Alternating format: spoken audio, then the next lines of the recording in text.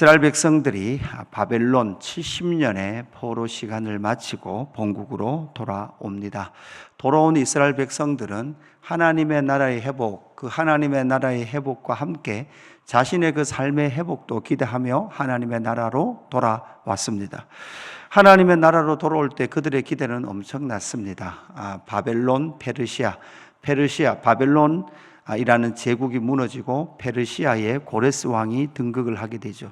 고레스 왕의 이 등극은 그냥 역사적 상황으로서의 페르시아와 고레스의 등장이 아니라 이미 지금 이 포로 백성들로부터 200여 년 전에 등장했던 이사야 선지자가 이미 예언했던 말씀이었습니다. 그래서 이사야서 44장 28절에 보면 하나님께서 이스라엘 백성들에게 고레스에 대하여는 이르기를 내 목자라 그가 나의 모든 기쁨을 성취하리라 하여 예루살렘에 대하여는 이르기를 중단되리라 하며 성전에 대하여는 그 기초가 놓여지리라 하는 자니라, 이렇게 말하고 있습니다. 그래서 무너졌던 성전을 회복하는데 그 성전의 회복의 시작이 누구로부터 시작된다? 고레스로부터 시작된다. 이것이 지금 포로 귀한 백성들의 시간으로 보면 200여 년 전에 등장했던 이사야 선지자가 예언했던 예언의 말씀이었습니다. 그러니까 200년 전에 이사야 선지자가 고레스 등장을 이야기하고 예레미야 선지자를 통하여 70년이라는 시간에 대한 정보를 주셨던 하나님께서 기어이 그 모든 역사를 무엇해 가시죠? 성취해 가시는 하나님의 영광을 그들은 보며 기대하게 되는 거죠. 이렇게 이런 기대를 가지고 돌아왔던 그 백성들의 삶은 사실은 그렇게 만만치 않은 삶이었습니다. 본국으로 돌아온 그 백성들, 그 본국으로 돌아온 백성들에 대한 정보의 내용이 오늘 9장에 등장하고 그 9장의 내용이 본국으로 돌아온 백성들의 모습과 10장에서는 사울왕의 죽음에 대한 사울의 등장과 죽음에 대한 기사가 10장에 기록되어 있습니다. 그리고 나면 이제 11장에 가면 다윗이 등장하죠. 다윗이 등장하는 11장으로부터 이제 다윗 이야기가 역대상 끝인 29장까지가 계속 누구 이야기합니까? 다윗 이야기를 하게 돼요.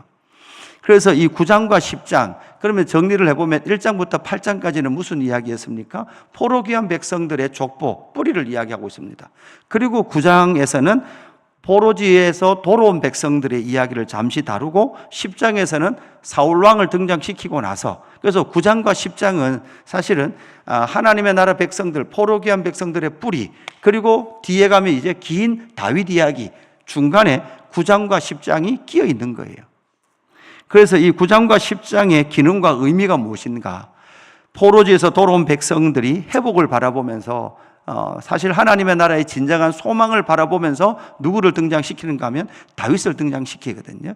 그래서 그 다윗을 등장시키기 전에 9장과 10장, 그 9장과 10장에 진정한 하나님의 나라 백성들의 소망이 어디에 있는지를, 어떻게 그 진정한 소망의 자리로 나갈 수 있는지를 이 9장과 10장에서 말씀해 주고 있는 겁니다.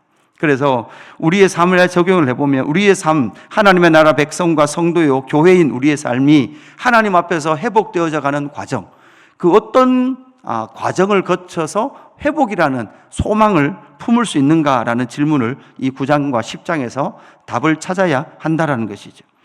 그래서 하나님의 백성으로서의 진정한 소망의 그 회복의 여정이 무엇인가? 첫 번째 회복의 여정의 시작이 무엇입니까? 바로 이러한 이스라엘 백성들의 절망적 상황은 바로 이스라엘과 하나님의 백성들이 범죄함으로부터 이 절망의 상황이 시작되었다라는 것을 인정하는 것이죠. 오늘 본문에도 이렇게 기록을 하고 있습니다. 9장 1절 보십시오. 온 이스라엘이 그 계보대로 계수되어 그들은 이스라엘 왕조실록에 기록되니라.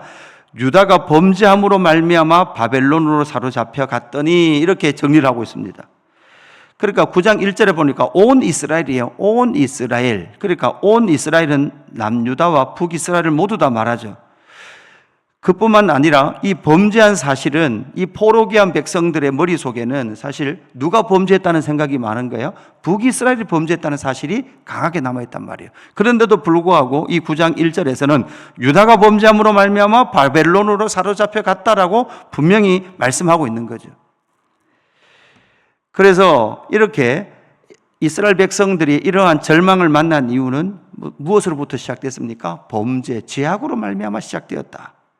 그뿐만 아니라 역대상 10장 13절, 그러니까 이거 보면 이렇게 말하죠. 오늘 9장 1절에도 유다가 범죄함으로 말미암아 바벨론에 사로잡혀갔다 이렇게 말씀했죠. 그뿐만 아니라 10장 13절에도 사울의 그러한 멸망을 무엇으로 정리하고 있는가 하면 사울이 죽은 것은 여호와께 범죄하였기 때문이라 그가 여호와의 말씀을 지키지 아니하고 또 신접한 자에게 가르치기를 청하고 여호와께 묻지 아니하였으므로. 그러니까 사울 왕의 멸망도 여러분 무엇 때문에 그래요? 범죄했기 때문에 그렇다는 거예요. 그러니까 지금 이스라엘의 멸망이나 사울 왕의 멸망 역시 그 모든 멸망, 소망의 사라짐은 어디서부터 시작됐다는 거예요? 하나님에게 기인한 것이 아니라 바로 인간 이스라엘로부터, 이스라엘의 범죄로부터 기인하고 있다는 것을 우리에게 가르쳐주고 있는 거죠. 그래서 여러분, 우리는 우리 삶 가운데 소망이 사라지고 또한 우리의 삶 가운데 어떠한 깨어진 삶의 현실 속은 대부분 여러분 무엇에 대한 기인입니까? 바로 하나님을 떠난 인간의 죄와 탐욕에 기인하고 있다는 것을 말씀해 주고 있는 거죠. 결국은 개인이나 공동체, 하나님 나라 역시 그 죄의 결과는 여러분 무엇을 먹는 것입니까? 인생의 쓴물을 먹게 된다는 거죠. 누구를 핑계해서는 안 됩니다. 포로기한 백성들 입장에서는 북이스라엘의 죄 때문이다 라고 생각하고 핑계할 수 있습니다. 인간이 가장 먼저 취하는 어떤 어려움을 만나며 취하는 태도가 무엇입니까? 핑계하는 거죠. 너 때문이다. 그런데 너 때문이 아니라 바로 나의 죄로 말미암아 이 깨어진 삶의 현장을 만납니다라는 것을 인정하라라고 요청하고 있는 거죠. 그것이 바로 회복의 시작 지점이다라는 것을 우리에게 말씀해 주고 있습니다. 두 번째 회복은 어디를 향해 나갑니까? 결국은 예루살렘의 회복과 예배의 회복을 향하여 나가고 있다라는 거죠. 포로지에서 돌아온 그 백성들 삶, 그들의 삶이 돌아오면 모든 것이 완벽하게 회복될 것을 기대했습니다. 그러나 그들의 삶은 그렇게 만만치 않았던 거죠. 그랬던 그들에게 다시금 에스라가 그 포로 귀한 공동체에게 너희의 삶, 하나님의 나라 백성들의 삶이 어떻게 회복되는지에 대해서 말씀해 주고 있는 거죠. 그러면서 오늘 2절 말씀을 보니까 이렇게 말합니다. 그들의 땅 안에 있는 성읍에 처음으로 거주한 이스라엘 사람들은 제사장들과 레위 사람들과 느헤림 사람들이다. 여러분 공통적으로 제사장, 레위, 느헤림 사람, 이 사람들은 어디와 무엇과 관련 있는 사람들입니까? 제사와 성전과 관련되어 있죠. 그래서 3절에 보니까 유다 자손과 베냐민 자손과 에브라임과 므낫세 자손 중에서 예루살렘에 거주하는 자는 이렇게 기록하고 있어요. 그러니까 제사 제도와 관련된 직분을 가진 사람들과 함께 그다음 공간도 여러분 드디어 어디가 등장해요? 예루살렘이 여기서 등장하는 거죠. 그러고 와서 눈으로 따라와 보십시오. 눈으로 따라오면 9장 10절에 제사장 중에서는 이렇게 말하면서 제사장의 명단을 여기다 기록해 놓고 있죠. 14절에는 여러분 누가 등장합니까? 레위 사람 중에는 이렇게 말하면서 레위 지파의 사람들의 명단을 적고 있습니다. 17절에는 누구를 등장시키죠? 문지기, 성전의 문지기, 예루살렘 문지기 중심으로 그렇게 명단을 기록을 하고 있고 해막 문지기도 그렇게 기록을 하고 있습니다. 28절은 어디로 등장합니까? 성전의 기구를 맡은 사람들의 명단도 여기서 등장을 하게 되죠. 33절에는 여러분 어떤 자가 등장합니까? 또 찬송하는 자가 있으니 이렇게 말하면서 찬송하는 자들에 대한 내용도 여기서 다루고 있더라라는 것이죠. 결국은 이것은 무엇을 말하고 있습니까? 여러분 우리의 삶이 다시금 재정돈되고 진정한 소망의 영광을 찾아 나가는 길이 우리의 범죄한 사실, 죄인됨의 사실을 인정하고 그 인정함으로 말미암아 어디로 나가야 합니까? 내가 스스로 내 삶을 한번 해보겠습니다. 하나님 잘 믿고 내가 열심히 한번 살아서 내 삶을 한번 해보게 보겠습니다. 라는 것으로 나가는 것이 아니라 다시금 어떤 자리로 나오는 회복의 길로 인도하신다는 거죠. 진정한 예배. 그 예배는 바로 하나님의 나라 백성, 하나님께서 지으신 인간이 있어야 될 자리가 여러분 어떤 자리입니까? 예배자의 자리입니다. 그것이 바로 회복의 시작이다, 회복의 길이다라는 것을 말씀해 주고 있는 거죠. 신약의 공동체인 하나님의 백성들 역시 하나님께서 어떻게 하셨습니까? 세 사람을 지으셨습니다. 세 사람 지어서 무엇되게 하셨습니까?